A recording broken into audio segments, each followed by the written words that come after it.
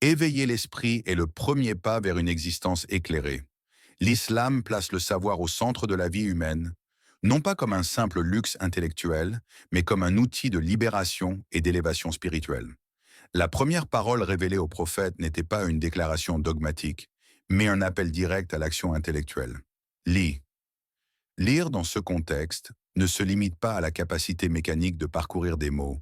C'est une invitation à explorer, à comprendre, à réfléchir profondément sur le monde et sur soi-même. Nourrir l'esprit par la lecture signifie chercher une sagesse qui transforme, et non une accumulation de savoirs inutiles.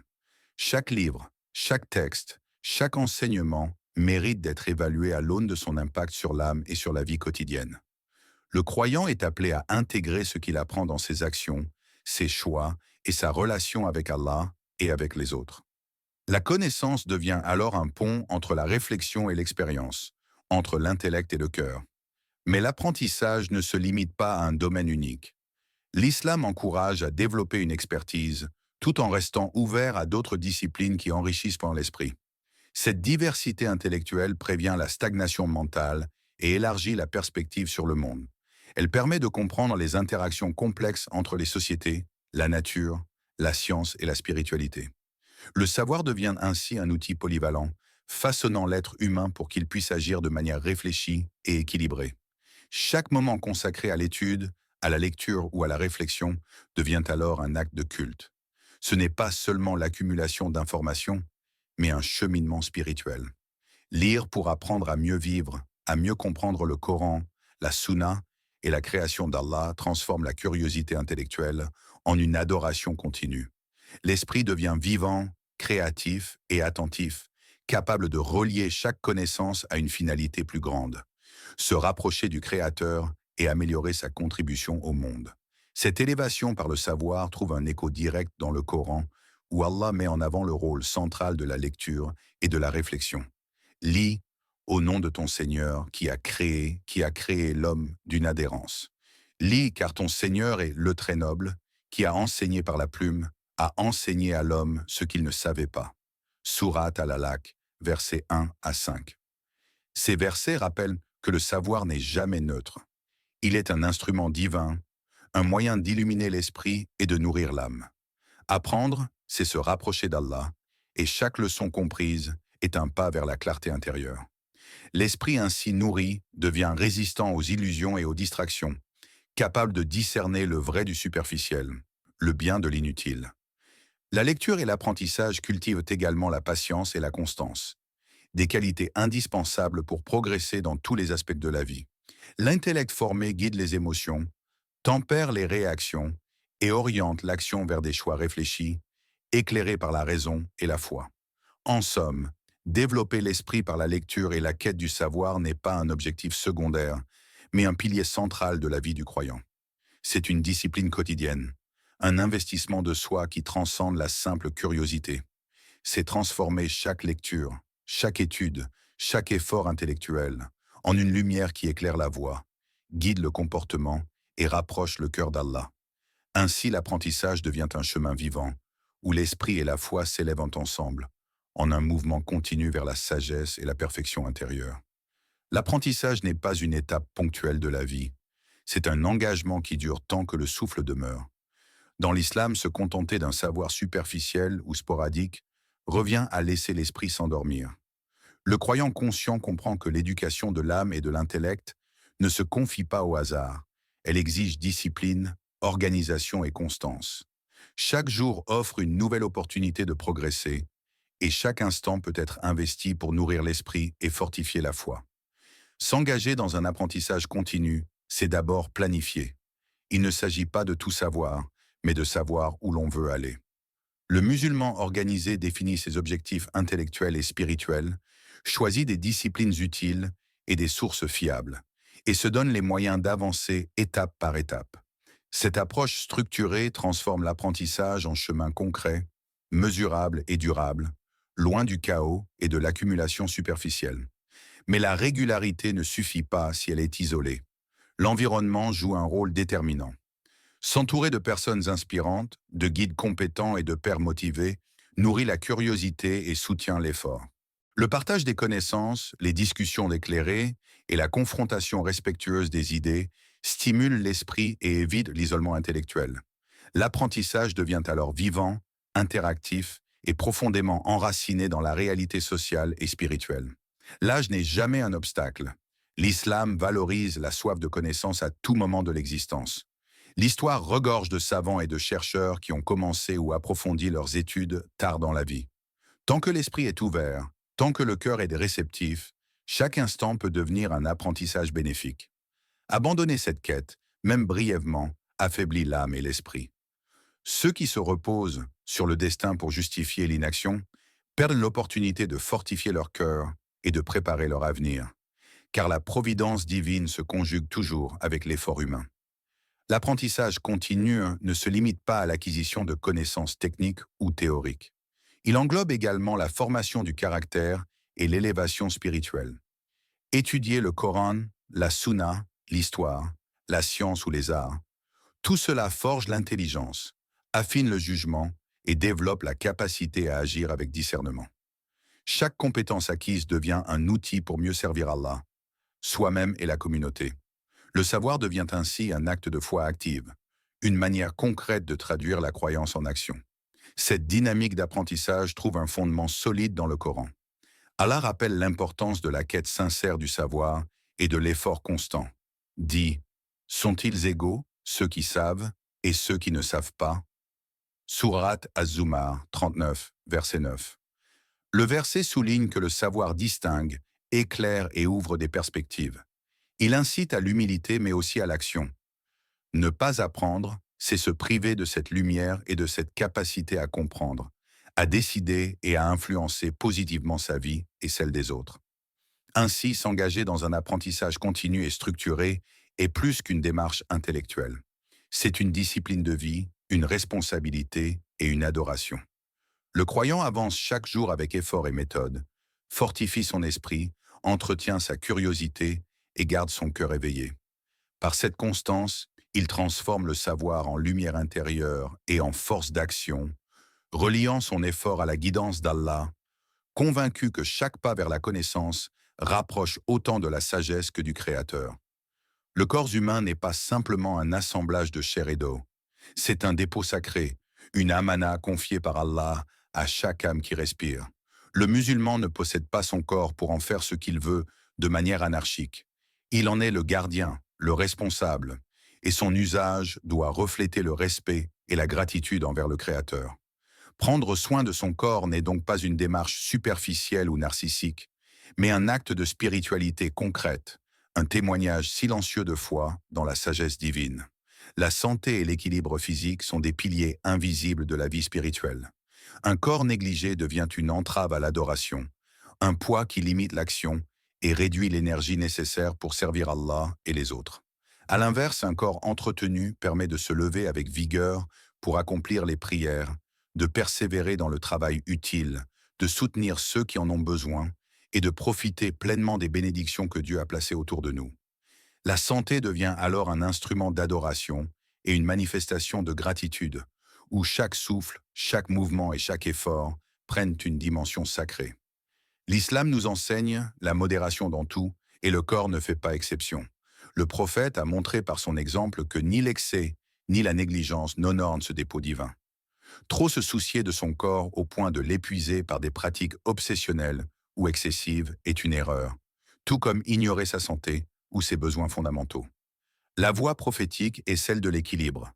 Respecter ses limites, nourrir son corps correctement, exercer ses muscles et préserver son énergie, tout en restant conscient que la perfection n'est pas l'objectif. L'intention sincère et l'effort mesuré comptent bien plus que des résultats extrêmes. Prendre soin de son corps inclut également la vigilance sur ce que l'on consomme, sur le repos et sur le mouvement. L'alimentation, l'exercice et le sommeil ne sont pas des détails secondaires, mais des moyens de fortifier l'esprit et l'âme. Chaque geste orienté vers la préservation de la santé devient ainsi une prière silencieuse, un acte de respect envers le dépôt que Dieu nous a confié. L'effort physique et la discipline corporelle se combinent avec la discipline spirituelle pour créer un équilibre qui nourrit l'être humain dans toutes ses dimensions. Le Coran rappelle cette responsabilité de manière claire. Ne gaspillez pas, car Allah n'aime pas les gaspilleurs. Sourate Al-An'am, verset 141. Ce verset, bien que souvent compris dans le contexte de biens matériels, s'applique également à notre corps et notre énergie. Les excès, la négligence ou la destruction volontaire de ce dépôt divin constituent un gaspillage. Préserver sa santé, sa force et son équilibre, c'est honorer la confiance que Dieu a placée entre nos mains. Ainsi, entretenir le corps n'est pas un simple acte physique, c'est une discipline spirituelle, un engagement envers Allah et envers soi-même. C'est préparer le terrain pour une vie plus active, plus équilibrée et plus utile. C'est transformer le corps en allié de l'âme afin que chaque action, chaque prière, chaque effort en faveur du bien puisse être accompli avec énergie, clarté et constance. Le respect du corps devient alors un reflet tangible de la gratitude, une manière silencieuse mais puissante d'honorer celui qui nous a confié ce dépôt précieux. Manger n'est pas un acte anodin, c'est un engagement silencieux qui relie le corps, l'esprit et l'âme. L'alimentation, dans une perspective islamique, dépasse la simple nécessité physiologique. Elle devient un outil pour cultiver l'énergie, la clarté mentale et la discipline personnelle. Le croyant ne se contente pas de remplir son estomac. Il se soucie de ce qui entre en lui, du but de son repas et de l'effet qu'il aura sur son équilibre intérieur. Chaque bouchée peut être une occasion de gratitude, de conscience et d'élévation. Adopter une alimentation consciente commence par la modération. Le prophète a enseigné que l'excès affaiblit le corps et encombre l'esprit. Les aliments transformés, trop sucrés ou artificiels, bien qu'attrayants, nuisent à la vitalité et à la stabilité intérieure. Celui qui mange sans réflexion nourrit non seulement son corps, mais aussi des habitudes qui perturbent le mental et l'âme. La conscience alimentaire invite à se rappeler que l'on mange pour vivre, et non pas pour vivre pour manger. Cette inversion de perspective transforme la relation avec la nourriture en un acte de discipline, de respect et de contrôle de soi. L'alimentation équilibrée impacte directement la capacité à rester concentré et constant dans l'adoration. Un corps saturé ou perturbé par des excès devient sujet à la fatigue, à l'irritabilité et à la dispersion.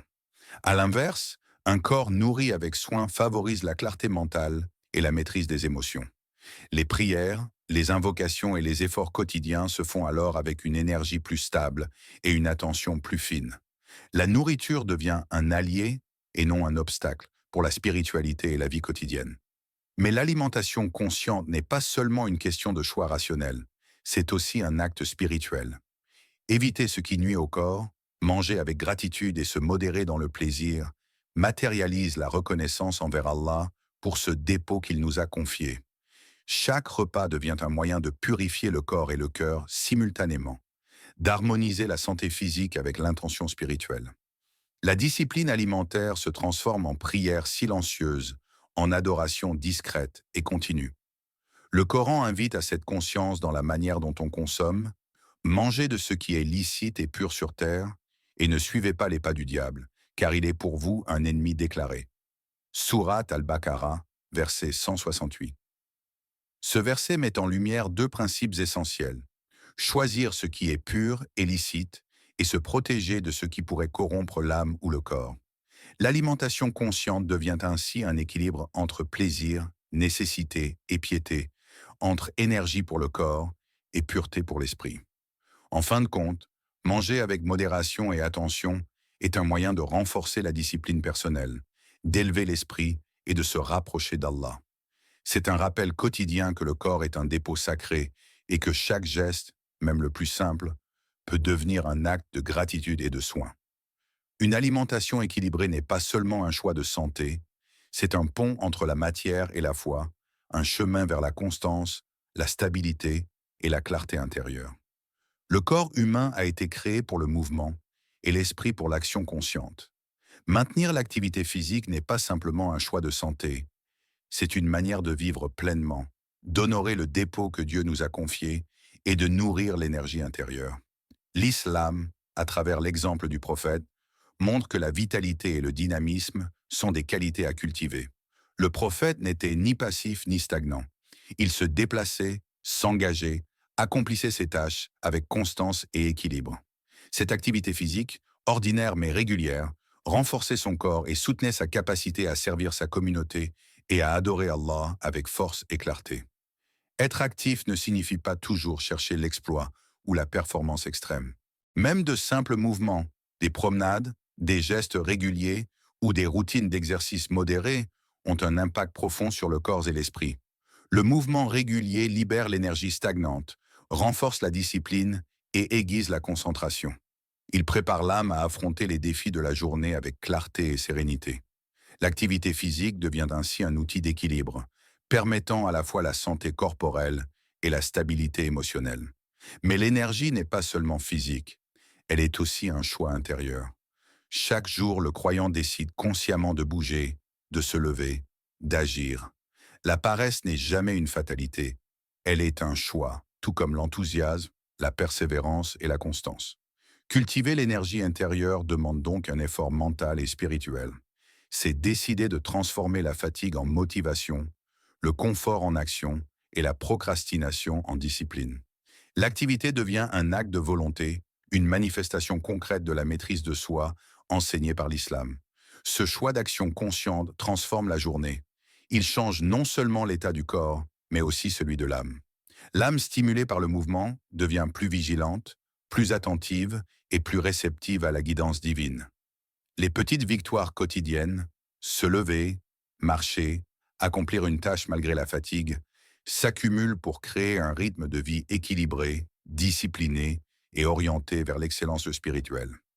L'inaction est remplacée par la constance et chaque geste corporel devient une opportunité de croissance intérieure. Le Coran rappelle l'importance de la vigilance et de l'action dans la vie humaine, reliant mouvement physique et effort moral, et ceux qui, lorsque nous leur accordons la puissance sur la terre, accomplissent la prière, acquittent la zaka et commandent le convenable tout en interdisant le blâmable. Surat al-Hajj, versets 40 et 1. Ce verset souligne que la capacité à agir est un don divin et que l'action consciente, qu'elle soit spirituelle ou physique, est un moyen de remplir sa mission sur terre. L'activité corporelle, lorsqu'elle est alignée avec l'intention spirituelle, devient ainsi un instrument pour le bien, pour la discipline et pour la constance dans la foi. Maintenir l'activité physique, c'est donc investir dans soi-même. C'est renforcer le corps pour qu'il soutienne l'esprit, stimuler l'énergie intérieure pour qu'elle soutienne la volonté et créer un cercle vertueux où mouvement et spiritualité se nourrissent mutuellement. Chaque pas, chaque geste, chaque effort conscient est un rappel que l'âme et le corps doivent avancer ensemble vers un équilibre qui rend le croyant plus fort, plus résilient et plus proche d'une vie saine, active et consacrée à Allah. Lorsque l'on conclut un cheminement vers l'équilibre, il ne reste qu'une chose à faire, se tourner vers celui qui connaît chaque fibre de notre être, chaque pensée, chaque intention. Après avoir nourri l'esprit, structuré l'apprentissage, préservé le corps et cultivé la vitalité intérieure, l'âme a besoin de l'orientation et de la bénédiction d'Allah pour que tous ses efforts se transforment en fruits durables. Ô Allah, éclaire nos esprits et guide nos pas dans la quête du savoir véritable.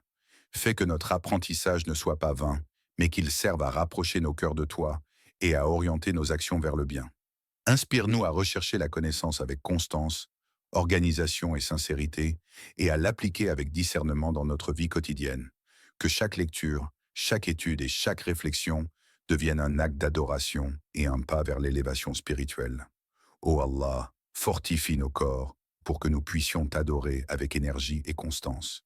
Protège notre santé, équilibre notre force et fais que notre vitalité soit un moyen de service et de persévérance. Que notre corps, ce dépôt que tu nous as confié, soit entretenu avec respect, discipline et modération, afin qu'il soutienne nos efforts dans la prière, dans l'action utile et dans chaque geste quotidien. Ô Allah, purifie nos intentions dans tout ce que nous faisons. Que notre quête de savoir, notre discipline corporelle, notre alimentation consciente et notre activité quotidienne ne soient jamais motivées par l'orgueil, la paresse ou le désir de reconnaissance, mais toujours pour t'honorer et rechercher ton agrément. Fais que nous fuyions les excès, la négligence et les influences qui nous éloignent de toi, et que chaque effort devienne une offrande sincère de gratitude. Rends-nous des croyants forts, équilibrés et constants sur ton chemin. Fais que notre esprit, notre corps et notre cœur avancent ensemble dans l'harmonie, que notre énergie intérieure soutienne nos bonnes intentions et que nos actions reflètent la foi que nous professons. Même de simples mouvements, des promenades, des gestes réguliers ou des routines d'exercice modérés ont un impact profond sur le corps et l'esprit. Le mouvement régulier libère l'énergie stagnante, renforce la discipline et aiguise la concentration. Il prépare l'âme à affronter les défis de la journée avec clarté et sérénité. L'activité physique devient ainsi un outil d'équilibre, permettant à la fois la santé corporelle et la stabilité émotionnelle. Mais l'énergie n'est pas seulement physique, elle est aussi un choix intérieur. Chaque jour, le croyant décide consciemment de bouger, de se lever, d'agir. La paresse n'est jamais une fatalité, elle est un choix, tout comme l'enthousiasme, la persévérance et la constance. Cultiver l'énergie intérieure demande donc un effort mental et spirituel. C'est décider de transformer la fatigue en motivation, le confort en action et la procrastination en discipline. L'activité devient un acte de volonté, une manifestation concrète de la maîtrise de soi enseignée par l'islam. Ce choix d'action consciente transforme la journée. Il change non seulement l'état du corps, mais aussi celui de l'âme. L'âme stimulée par le mouvement devient plus vigilante, plus attentive et plus réceptive à la guidance divine. Les petites victoires quotidiennes, se lever, marcher, accomplir une tâche malgré la fatigue, s'accumulent pour créer un rythme de vie équilibré, discipliné et orienté vers l'excellence spirituelle. L'inaction est remplacée par la constance et chaque geste corporel devient une opportunité de croissance intérieure. Le Coran rappelle l'importance de la vigilance et de l'action dans la vie humaine, reliant mouvement physique et effort moral, et ceux qui, lorsque nous leur accordons la puissance sur la terre, accomplissent la prière, acquittent la zaka et commandent le convenable tout en interdisant le blâmable. Surat al-Hajj, versets 40 et 1. Ce verset souligne que la capacité à agir est un don divin et que l'action consciente, qu'elle soit spirituelle ou physique, est un moyen de remplir sa mission sur terre.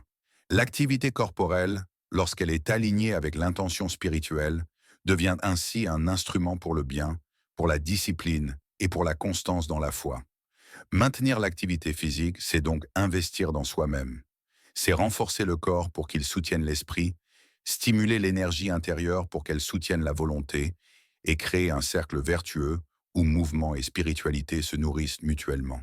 Chaque pas, chaque geste, chaque effort conscient est un rappel que l'âme et le corps doivent avancer ensemble vers un équilibre qui rend le croyant plus fort, plus résilient et plus proche d'une vie saine, active et consacrée à Allah.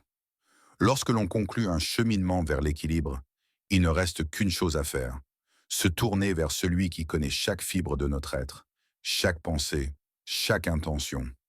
Après avoir nourri l'esprit, structuré l'apprentissage, préservé le corps et cultivé la vitalité intérieure, l'âme a besoin de l'orientation et de la bénédiction d'Allah pour que tous ses efforts se transforment en fruits durables.